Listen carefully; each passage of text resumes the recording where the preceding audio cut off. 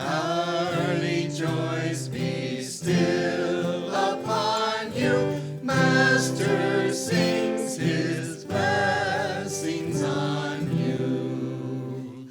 Blessings on you.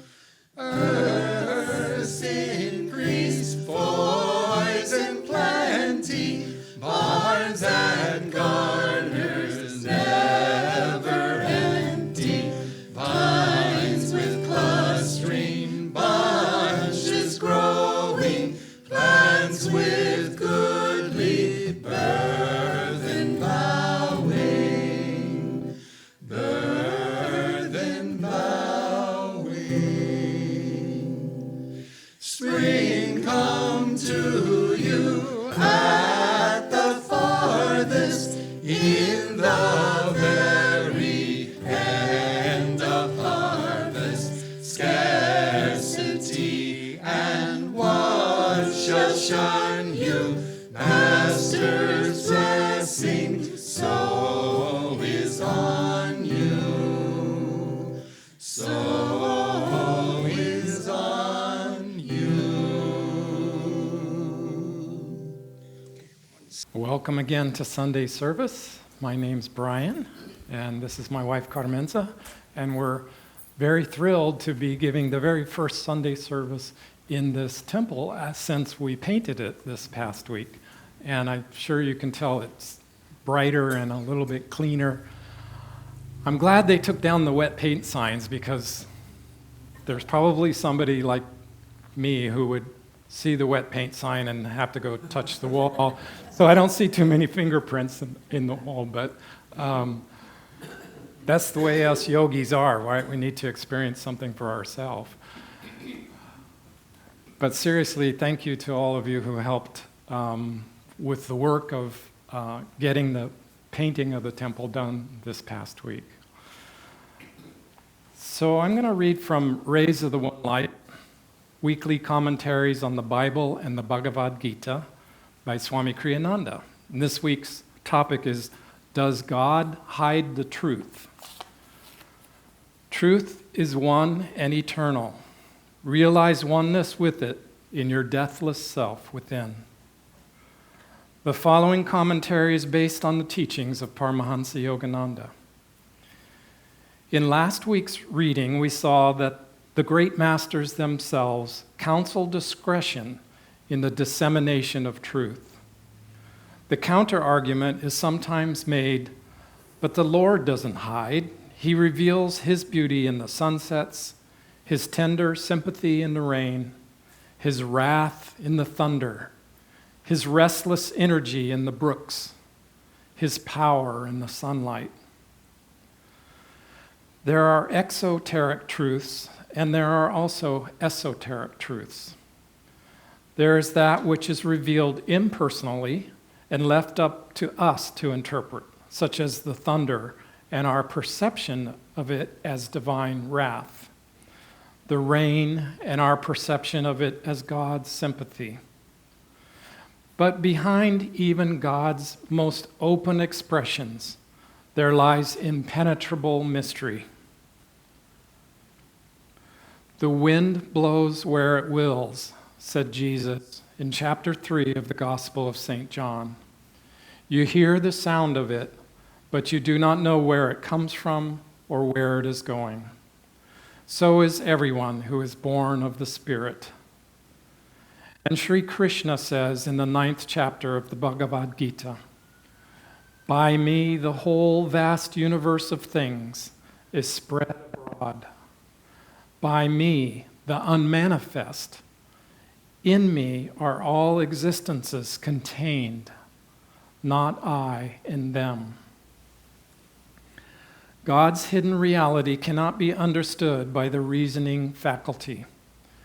India's Sankhya philosophy states frankly, Ishwar Ashida, God is not provable.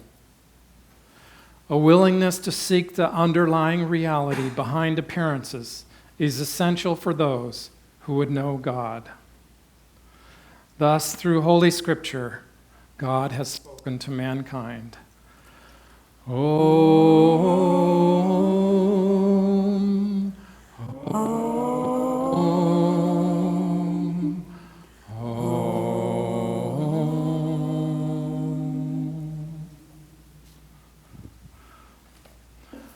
So this topic, does God hide the truth, I think has both a positive and a negative answer to it.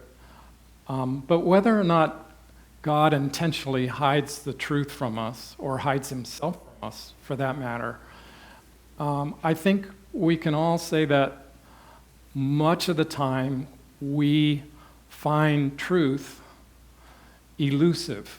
It's hard to grasp. It's hard for us to grasp. And sometimes this occurs, many times it occurs to us as individuals on the individual level, but also it happens for us as a group, or any groups of people, where truth itself proves somewhat elusive, especially if your mind or the mind of those around you is heavily involved in the online world. It becomes very easy to not know what truth is. And we use this term satsang to describe activities such as we're doing right now to get together with other devotees. And it's a Sanskrit word. It has two parts. Sat means truth, and sang or a sangha is a group of people, especially a group of devotees. So when we talk about having a satsang, we're talking about getting together in truth, in the name of truth, in the exploration for truth. How do we know when something is true or not? It's often hard to tell. And we could say, well, it feels right. And that could be a good guide if our feelings are based in intuition and not in just emotions. So those of us who have developed our intuition, intuition's kind of like a river. It has a flow to it. And truths as facts are kind of frozen, like the wet paint sign. It could be old news. Truth as facts are more like, a Swami says, they're more like a sheet of ice. They have no flow. They have no intuitional flow to them. So when we talk about truth, it's important to remember that we're talking about the higher truths, the truth of the universe, the truth of spirit, the truth of God, and we're not just talking about facts. Last week, after Sunday service, I got to spend some time with a guru from Los Angeles, and somehow we got talking about my family background. We were looking at some family pictures, and I was telling the story of my great aunt, Laura Lees, who was in Germany. She was a Jew, and she was in Berlin. Actually, she survived the entire World War II in Berlin. And several times the Nazis arrested her and interrogated her to try to figure out whether she was Jewish. And they had this whole pseudoscience of, they measure the angle of your skull and the angle of your nose and all this nonsense that they made up as science. And they perpetrated the lie that Jews were a race. In fact, Jews aren't a race, but this is what was going on for her, and she was about 16 years old at the time. She was a teenager during the war, and so her mother, my great-grandmother, Elizabeth Lehman, did a sworn testimony, an affidavit, saying, yes, I was married, my other two children are Jewish because I was married to Max Levine, my great-grandfather, who was Jewish, but he died before the war. He died in the 1930s. And she said to these Nazis that Laura Lees, her daughter, Laura Lees, was not her husband's daughter. She made up the story that she had Laura Lees by a Russian soldier. Now, this is a pretty good story because the Russians and the Nazis were not really getting along at this time, and they couldn't go track down to verify this, and their pseudoscience was ambiguous enough. And so she told an untruth. She made up this truth.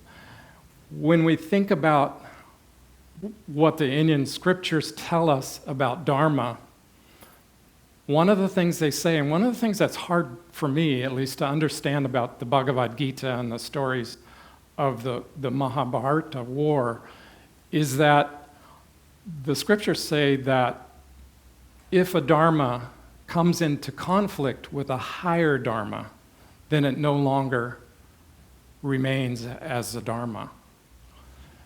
And this is partly why Krishna did what seemed to be adharmic things and encouraged the Pandavas to do adharmic things, including telling lies. Krishna encouraged Yudhishthira to lie to Drona at a certain point, and it was important for that because the higher truth, the higher reality, overrode that lie. And that's essentially what my great-grandmother did. Was she took a stand for higher truths. One of the higher truths is that Jews are not a race. Jews are of many races. If you ever do a DNA analysis, they're not able, 23andMe is not going to tell you whether you're Jewish or not. And the other truth is that just because you're Jewish, you're not the source of all the problems in Germany, and therefore you don't need the final solution of killing all the Jews. So these higher truths trump, so to speak, the lower truths and allow, sorry, that just came to me, allow us to be able to think about and aspire to the highest truths about situations. It wouldn't have done any good if Laura Lees had been killed by the Nazis, deported like her aunt was, killed at Auschwitz. So Thomas à Kempis writes in his book, The Imitation of Christ, he says that when Jesus hides from us or withdraws from us for a little while, we fall. We tend to fall. And we either fall into complaining or we fall into great dejection of mind, is how it translated from the Latin. We get really dejected feeling. And both complaining and dejection of mind are states that we love to share with other people. Misery loves company.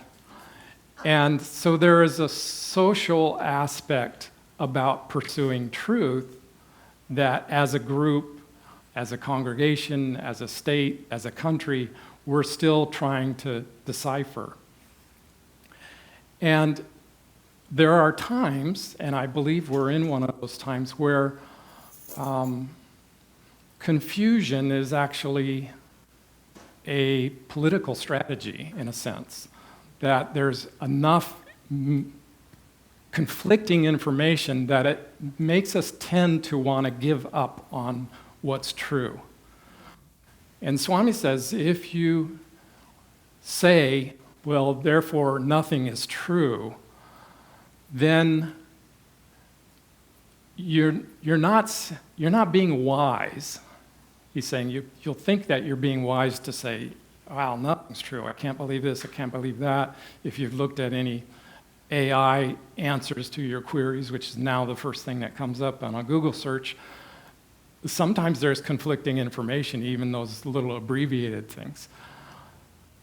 He says, Swami says, if you say that, you're not being wise, you're surrendering. You're surrendering the seeking and the defense of truth.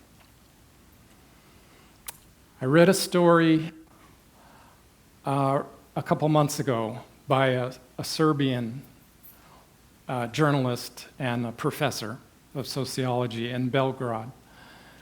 And he wrote an article sort of saying something miraculous is happening in my country.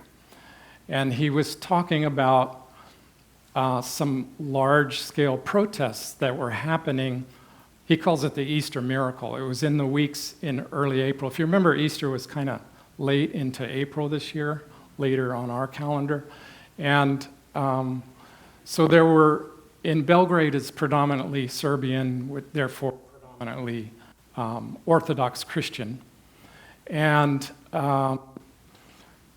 one of the three sort of ethno-racial groups in the Bosnian area, Bosnia-Herzegovina.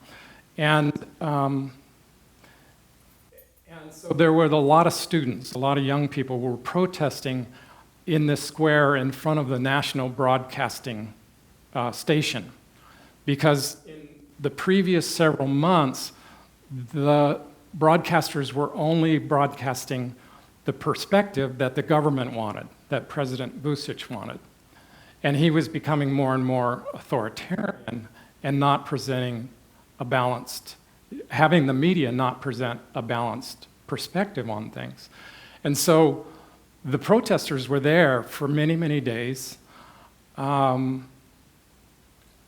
with a simple demand that the broadcasting company go back to covering things in a balanced way. And they were getting worn down after several days. And on Good Friday, because it was the Easter weekend, thousands of students from a nearby city that was predominantly Muslim, Novi Pazar, came to relieve the Christians who were doing this protest, because the Muslims weren't celebrating Easter anyways, and they said, we'll take over your protests. Mostly young people, mostly students. And so he said, this was miracle enough, because there had been a very awful war in the 1990s between essentially the Muslims, the Bosniaks, and the Serbs who were Christian. And so there it was, but then what happened was a Serbian war veteran who had been wounded during the siege of Sarajevo, which happened for 4 years. The longest siege of a city in the history of modern Europe was the siege of Sarajevo, 1992 to 1996. He was wounded in that, and it was the Serbians who were besieging a city full of Muslims primarily. And he got up on the podium on this Good Friday, and he said to the crowd, he said, "Salam alaikum." This is the universal Muslim greeting, which means peace unto you. So Salam alaikum echoes across this square, thousands of people there. This is someone who fought against them 30 years before. He said, he was addressing, because he was in his 50s, I think, or 60s, he was addressing the parents who were watching this unfold on television about their young people, the students that were there protesting, and some of the students were parents too. And it wasn't a real safe situation. He says, "Do not worry about your children. There is no longer yours and ours. All of us, all of them are our children."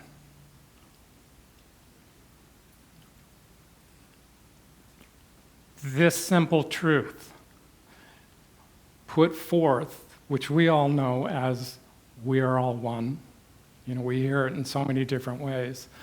This one person got up, and with the authority of having been through the horrors of the wars, was saying, we are all one. Don't worry about your children. We will take care of them.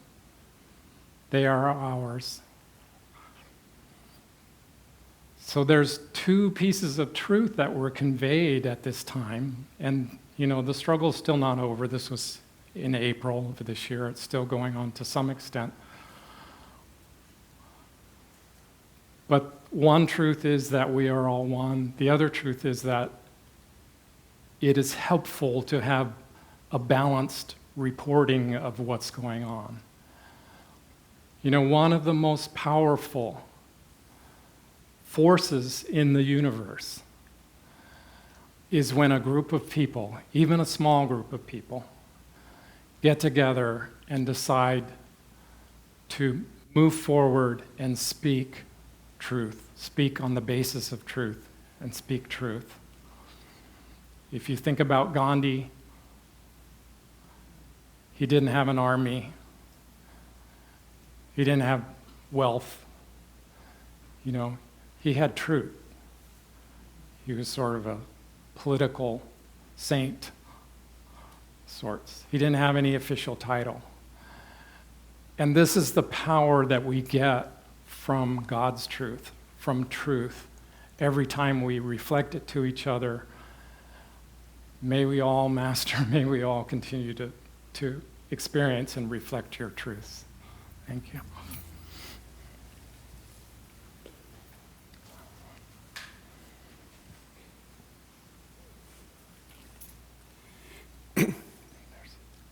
This week's reading is so full of, like every sentence is like something to meditate on because it gives you so many truths and so many, every sentence is like an announcement of something that you can meditate on and figure out does God hide the truth. And when I was meditating on Krishna says, I thought I was going to be able to remember, but maybe I'll just read it. Be easier on me. You'll get it better. It says, by me, the whole vast universe of things is spread abroad. And when I was meditating on that, I remember in the autobiography, chapter 30 is the law of miracles. And that chapter, I just love that chapter because it kind of describes what we aspire to, you know. It just talks about, Master paraphrases from the scriptures, from the Vedic scriptures about God. Let me see if I remember it. God is the soul life. He is absolute unity. And he cannot appear in the diverse and separate manifestations of creation except in a false and fake veil. So the veil of Maya is what makes us think that we are solid, that this is solid, because I'm solid and this is solid. So we think that everything is solid. We think that what we see is what we get, you know. And Maya is the principle that there is, that the world is, that everything is in the principle of duality and relativity. The pendulum, for every action there is a reaction. For every sorrow, for every happiness there's a sorrow. That we are striving to stay in the center. But when we only believe that what we see is what we get, then the veil that doesn't let us see where we are and where God is. Because God, the next sentence in this is that I, the unmanifest. I remember it made me think of a memory when I was a little girl in Colombia. The Pope came to visit. And Colombia is a predominantly Catholic country, and so at the time we didn't have a TV or anything, we just had a radio, and so they announced that if you listen to the Mass at a particular time that he was going to celebrate it, either if you're there in physical presence or listen to it or see it, that all your sins will be erased from that moment on. You know, it was months and months that I was trying to solve that in my head. How was God going to know that? You know, did he have a book, you know, like an accountant, you know, was God an accountant? And so then, okay, this person attended, okay, erase that, you know, and now from this moment on, you know, it's a plain slate. And, you know, it was very from Kali-yuga, you know, it was very like physicality, you know, it's sort of like, okay, our sins are like this thing that, you know, you have like a tally on, and so then all of a sudden, you know, it's going to be gone, you know. It baffled my mind, so I was just like, how is God going to do this? You know, I just couldn't,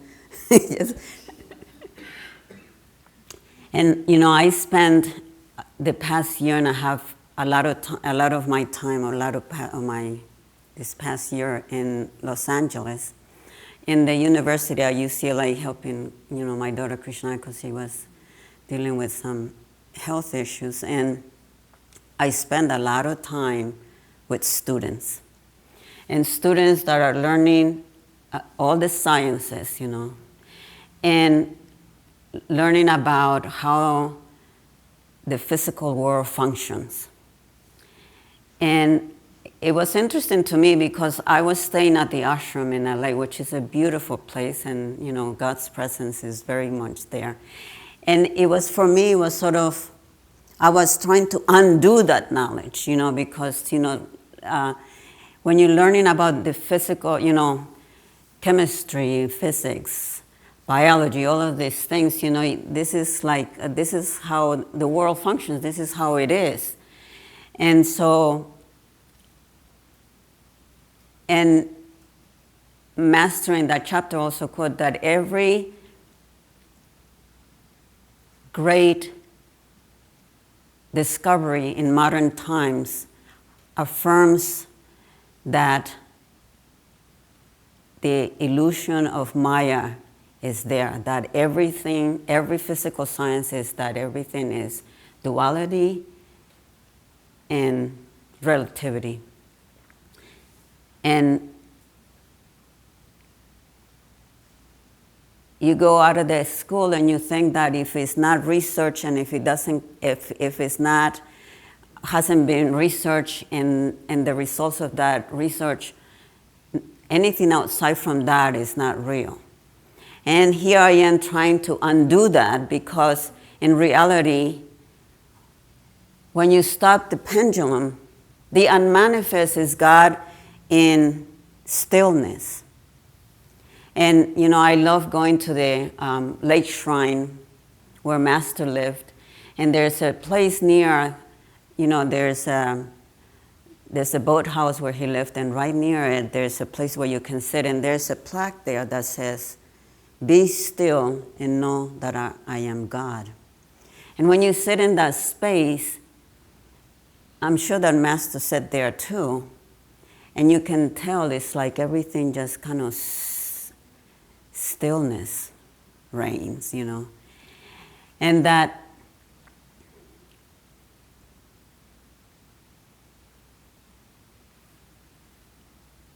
when you're in that stillness, we're all learning how, in meditation, we're learning how to be still.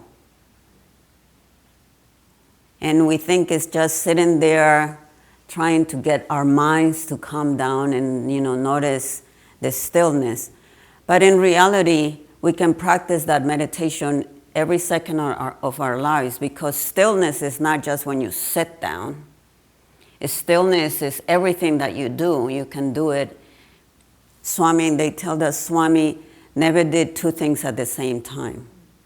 He had a project and he finished that project, and he didn't do anything else until he finished, because he was practicing stillness.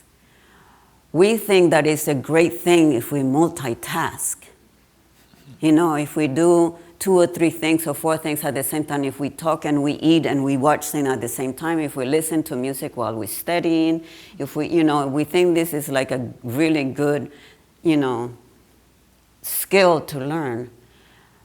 But as a yogi, we're trying to undo that and do one thing at a time.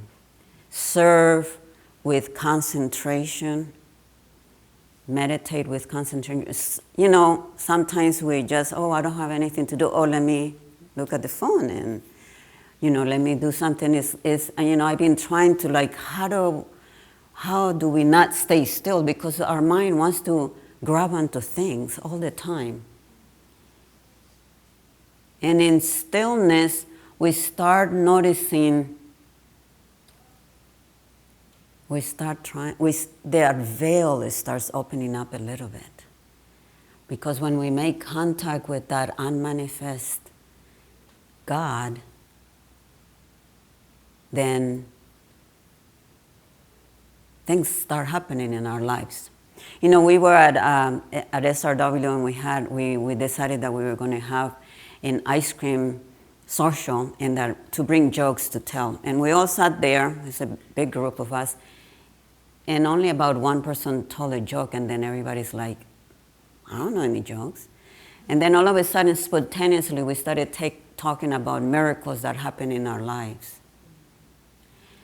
And then, you know, that veil has been opened, you know, because every person had these amazing miracles that you're like, what? How did that happen? You know, it's just, and it's sort of like it opens up.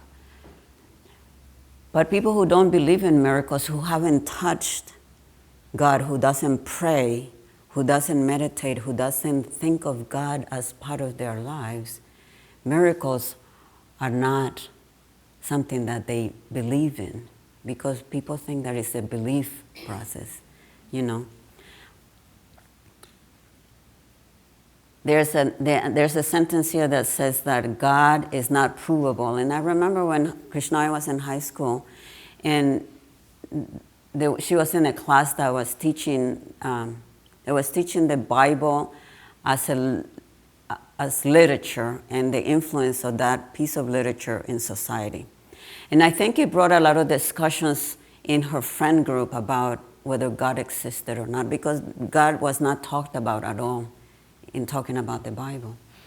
And she would ask me at night, how do you know that God exists? Can you prove it? Because she wanted so much to tell her friends, do this, and then, you know, she wanted a proof so she can relax that conversation with her friends, because she couldn't tell her friends, because all her friends were saying that he doesn't exist. And so she just wanted something to be able to prove it. And I couldn't tell her. And at that time, I didn't realize, because the Bible, you know, in the scriptures, it says God is not provable because God has to be experienced. Those truths that he hides from us, quote unquote, he hides them because we don't have the eyes to see yet. But when we start experiencing his presence, then everything is God. I mean, have you seen flowers? I mean, have you seen the passion fruit flower? It's the most amazing thing that you ever seen. You know, every flower, creatures, the insects, you know, the colors and creation. I mean, look at all of us, the differences of all of us. I mean, how can you not see that it's all God? You know, but you have to see it with those eyes of awe, complete awe about the creation. You know, one time I went to this aquarium, and there was a seahorse that camouflages as algae, and it's kind of like, you know, and it's algae moving through the water, and it's like, what is that? And it's a seahorse, you know. It's sort of like, wow. It's like, and God keeps creating things through all of us. You know, as soon as we tapped into God's grace and creativity, we can, look at everything that has been created through us has been through that touching God's grace, and just the practice of stillness can bring forth so much into our lives. So much our love for each other. You know, it's sort of learning to, oh, that person does this and does that. But if you only focus on God in that person, then you see all the good things that that person does, the good things that he sees, the good, you know, it's sort of like all of a sudden, God is in every atom of creation. Master tells us that he used to say, if only you see what I see you as beams of light. That's all he saw in us, because that's what we are, but we can't see that. We just see solid mass. But he saw us as beams of light. May we all continue to stay in this stillness and experience God in every atom.